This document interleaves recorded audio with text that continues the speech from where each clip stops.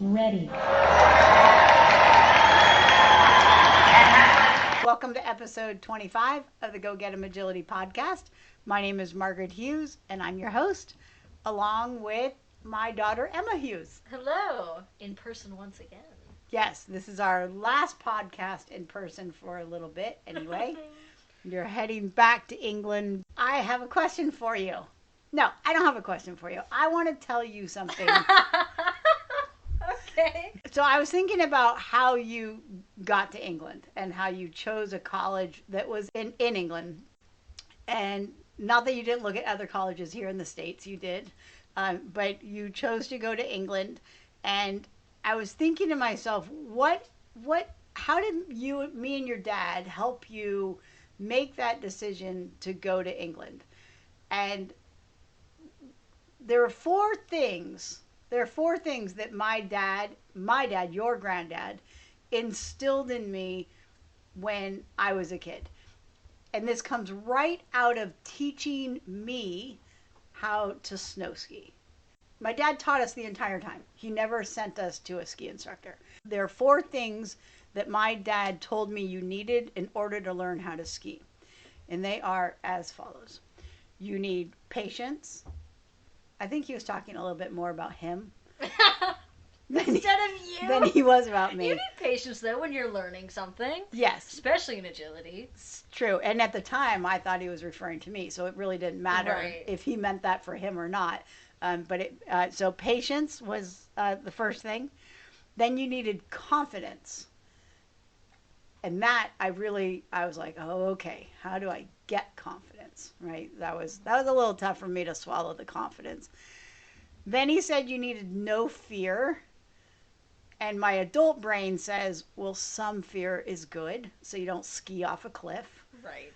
But back when I was, I don't know, somewhere between 4 and 8, no fear. It's like, right, Dad, I can do this. I can show you that I can go down this hill. And then the last thing, again, referring back to my dad, I think was a little money. So you need patience, confidence, no fear, and a little money to learn how to ski. And throughout my life, me and my dad bantered back and forth about patience, confidence, no fear, and a little money. And he put it on my ski lessons, but I took that and I really apply it to my life. Yeah. Everything in my life pretty much needs patience, confidence, no fear, and a little money.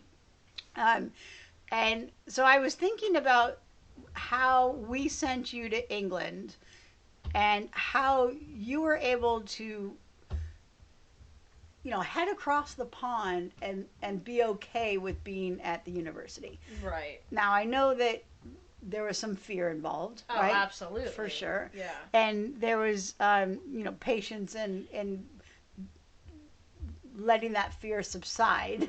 Yeah, but exactly. It all circles back. I was literally just about to say that. I needed enough patience and enough confidence to know that the fear would go away. Yeah. Right? I'm going away in 2 days. I'm like, yeah, I'm a little sad, but I'm not going to cry about it.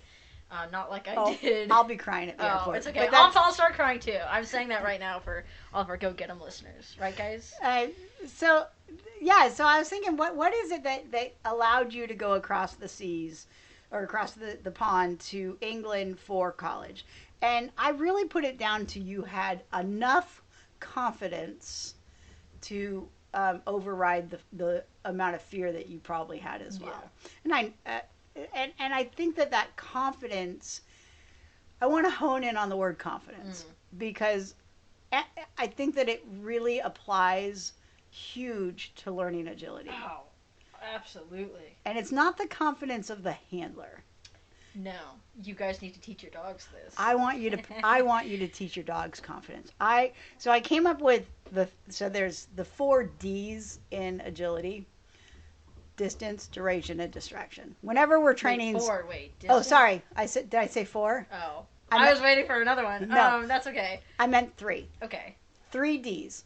You talk to most trainers and they'll talk about the 3 D's. You always train within the 3 D's: distance, duration, distraction. Okay. And either if one's really high, another is really low. until you can build it up to all three, which essentially is what an agility trial is, right? You can be a distance from the obstacle. You can have duration of 30 seconds up to a full day of handling agility. And then the high amount of distraction that is in an agility trial. All right, so I was thinking about the 3Ds. I was thinking about my dad's patience, confidence, no fear, and a little money. And I wanted to hone in on the confidence part. So I came up with, this is brand new. Never been seen before. Breaking news. Hard-hitting journalism. I came up with the 3 Ps. Okay. Protect, preserve, and provide. And maybe it should be provide, protect, preserve. Yeah, in order of like confidence. Yes, okay. Okay, so provide confidence for your dog. Protect the confidence that they have. Is protect and preserve the same word? Well, I always figured like protecting is you are protecting something from a threat that's there. So like, you know, they have like the threat of the teeter. Right, fear? exactly. Okay. Exactly. And then like preserving is it's in a natural state and you're just continuing to keep it like that. Yes. Because they say that for the national parks, don't they? Protect and preserve or something? I don't know. But maybe I think you're right. Okay, so anyway, they may be the same word. Well, so is confidence and no fear. So, you know. Okay, yeah, they're cousins. It's okay, yeah. They're cousins of each other, right? And so, yeah, but I liked exactly what you just said, where protecting the confidence, preventing the fear. Right. Right? And then preserving it, maintaining that confidence so that you don't destroy it. I just figured like preserving something, it's in like a finished state, right? So you're preserving a car that's not going to rust anymore. You're preserving your dog's confidence that's not going to deteriorate, hopefully, anymore. Okay. Yeah. Awesome. All right. So, and I think that all builds resilience, right? Which is a huge component of long-term agility. Oh, absolutely. Is having the resilience to go through all different locations for agility, all different sorts of judges for agility, all sorts of different courses for agility. So awesome. Glad we got that out of the way. I think we're done with this. All right. See you guys later. Okay, so then I was thinking about how do we protect and build that confidence? I need so build. Yeah, so we need a P word for build. Provide. Well, I guess that's provide. Yeah, that's my provide is the building. Then I was thinking, I heard a podcast the other day. I can't remember. Oh man, I'll have to think about where I heard this. But they were talking about puppies, and they were talking about that a puppy, you want them to go into life optimistic. Like they get out of the car and they're like, where are we today? Yeah. What are we doing today? And they're excited to travel with you and learn with you. And they're optimistic that whatever they encounter is not going to cause them fear. Right. It's not going to hit their confidence. Yes.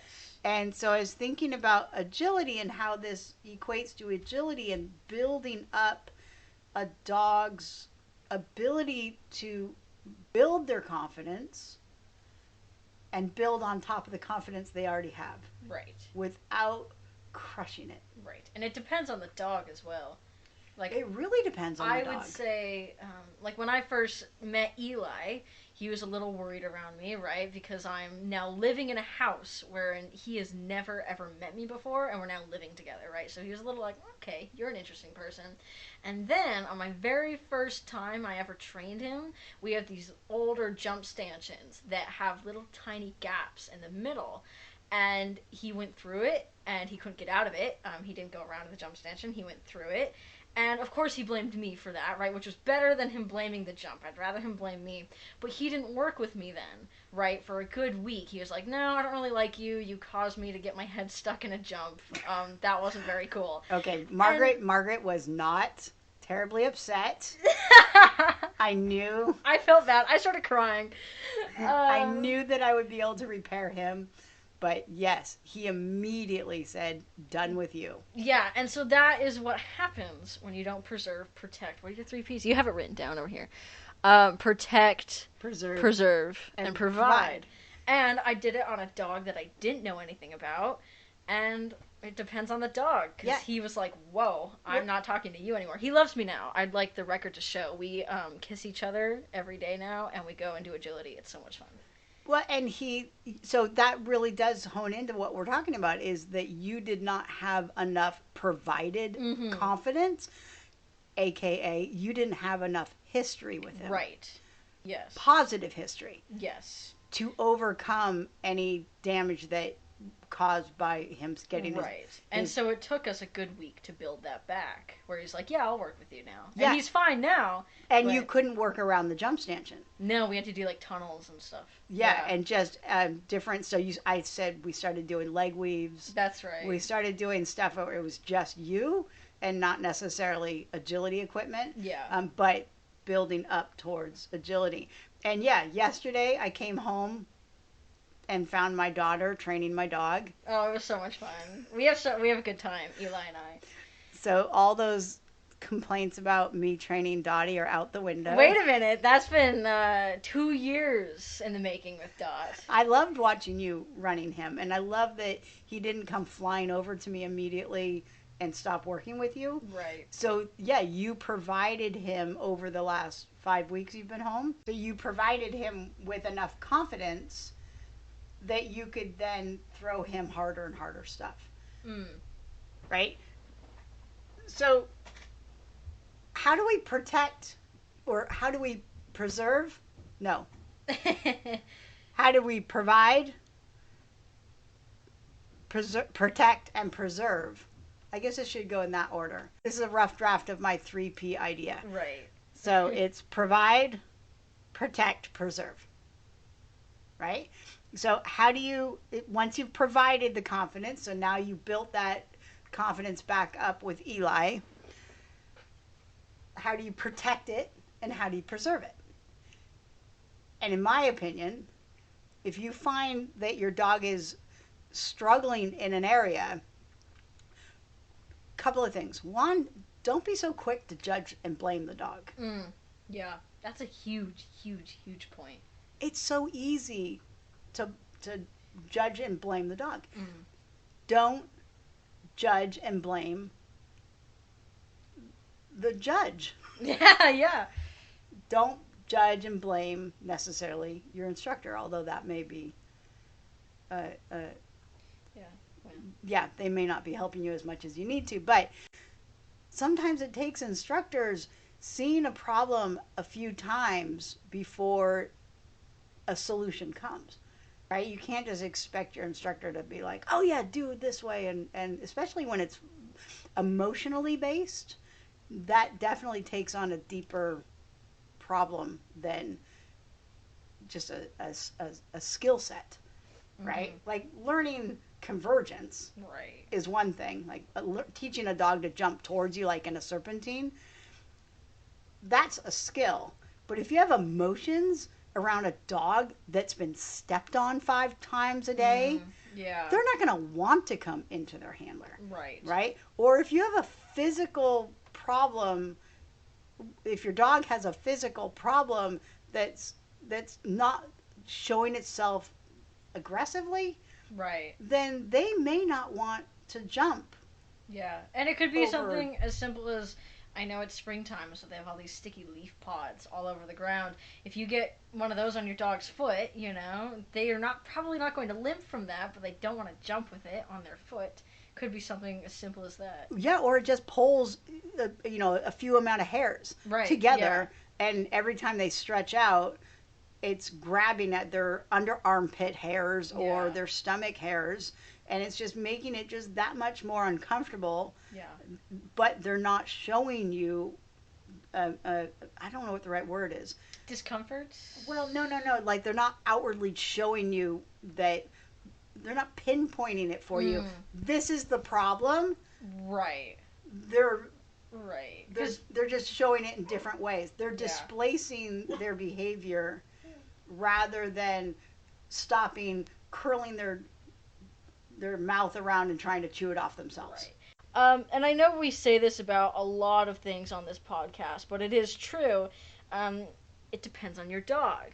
So if I were to run Dot and she were to get a seed pod stuck in her foot, she would tell me immediately. She wouldn't even jump. She'd sit down, she'd try to chew it out, and we'd figure it out. I'd take the seed pod out, and we'd be all good. Yesterday, Mom, Eli, and I were playing tug in the field. We were doing agility, and he really likes tug toys.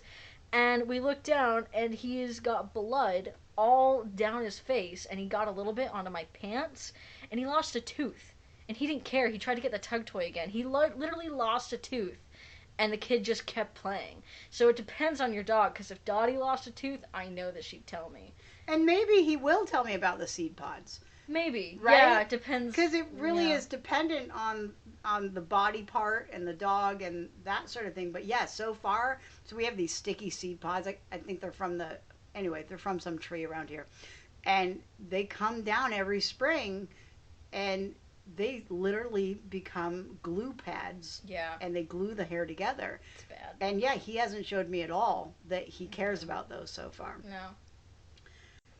All right, so how else can we protect the confidence? One, if they're showing you a sequence that they should know, and they're showing you, I just can't do it, then how do we fix that? I would fix it in a couple of ways. Go ahead. One, we have to know that most likely, I can guarantee this almost always, your dog's probably not doing it because they're spiteful towards you. Dogs don't have emotions like that, and so if your dog's not doing something and you think, oh, he's just being a pain today, he's just being a brat, which is a really common term I've heard for dogs, that's probably not true. Your dog loves you, and they probably want to do agility just as bad as you do. So Right. Dogs aren't malicious like that. Yeah, I mean, if they understand the skill and they can physically do the skill, generally they'll do it if they're in connection with you. Yeah. Right now, there's a whole focus thing that we're not going to go into, losing focus, blah, blah, blah.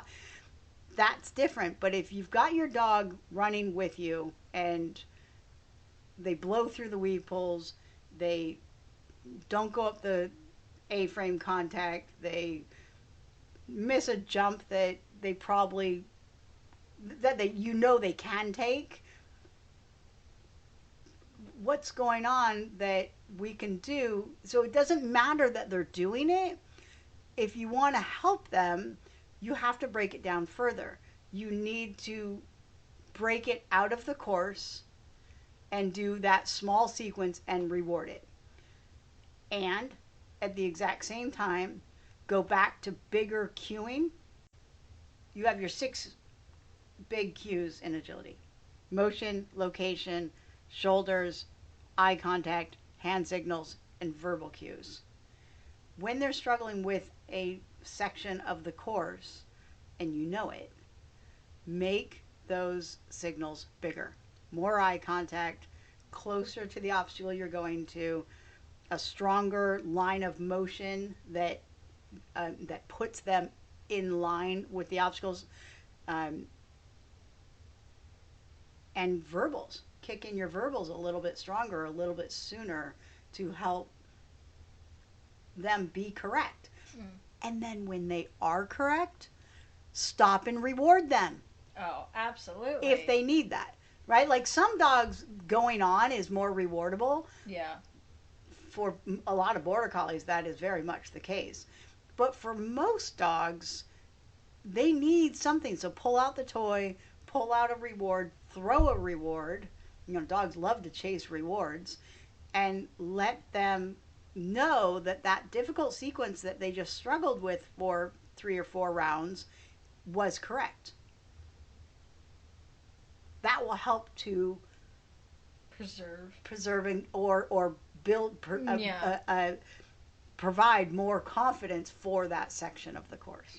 And as you grow more advanced, it's important that you continue to preserve and protect skills from the beginning. So skills that you will build off of. Yeah, your foundation. Yes. Skills. Oh, that fun word again. And so, yes, it's important, especially when you're going into higher levels, maybe Premier or Masters, or maybe you're getting ready for Nationals or something like that.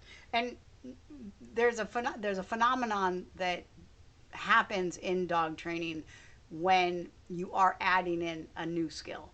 So, and it's discriminations essentially. It's discriminations on a host of things, and you see it very, very clearly when you're teaching like the difference between a wave and a sit pretty, right? Or a bang you're dead and a roll over, right? So they're very close in relation to each other. And when the dog has a strong history with one behavior, when you go to teach the new behavior, they'll fall back on the old behavior. And then when you want to go back to the old behavior, the established behavior, they'll throw you the new behavior. So essentially, what happens is the dogs will revert back to the last thing that you most trained. So when you're working backsides really hard and you tell them to jump, they'll go to the backside. The last training that you did, they'll gravitate towards that. And so even though it may look like you cued the tunnel or you cued the jump appropriately, the dog's natural behavior is to gravitate back to what was reinforced most just moments or a week ago. This has nothing to do with really preserving and protecting, but along those thought lines, in my opinion, is why dogs are what we call tunnel suckers. You see this a lot with really fast dogs. When they don't know what to do, or when they feel like their handler has not cued them properly, generally if there's a tunnel close by, these dogs will take it.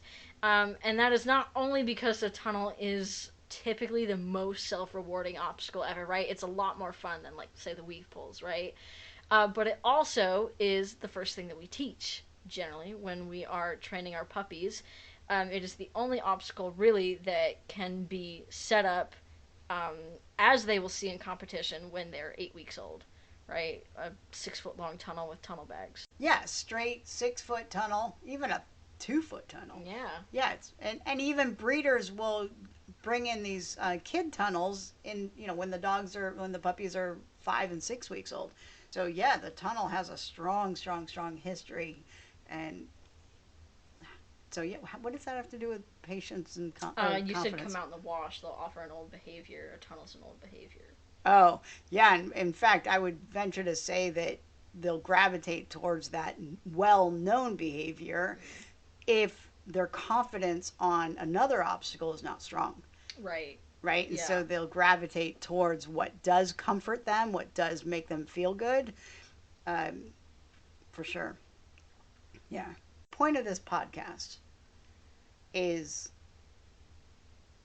whatever training that you've done up to now, if the dog's enjoying it, the dog has the skills to jump, they have the skills to do every obstacle, but for whatever reason they're not in any given training scenario,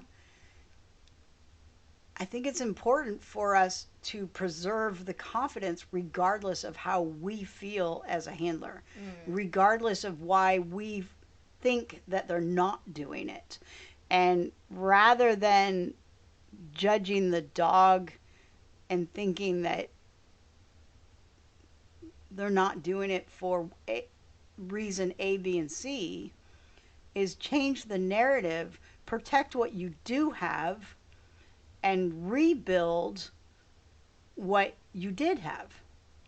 Yeah. Rebuild that confidence, put it back together. So take the sequence apart, take that one skill apart, rebuild it, make it easier for the dog for a while, not just that training section, right? If I had a problem with entries on weave pulls, I'd train it, get the confidence back up, get the skill set back up, and then I'd stay there. I wouldn't necessarily make it harder immediately the next time, especially if I started to have a history of problem weave pull entrances. I would focus on that for a few rounds of agility, maybe not all at once, right? I'd bounce from weave poles, then I'd go and work on tunnel entrances, then I'd go work on verbal jump stuff, and then go back to the weave poles.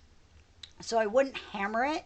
I wouldn't drill set my dog on weave pole entrances, but I wouldn't advance them very fast either. Protect. Provide. Oh, sorry. Provide, protect, preserve. Yes. Say that 5 times fast. The 3 P's. Provide, protect, preserve, confidence. In order for you to have confidence in your dog has to have confidence in you. It's true. They have to trust and have no fear that they're going to get in trouble for getting it wrong. They have to have patience with, what do the dogs have to have patience with? You and learning. I mean, dogs probably They don't have to have- consciously think this, but they have to be resilient to trying things again and again and again. Repetitions. Well, yeah, and that comes with confidence. And Right, also the- patience, right? Yeah, and the more confidence they learn, more patience. Building in, you don't get a cookie every time.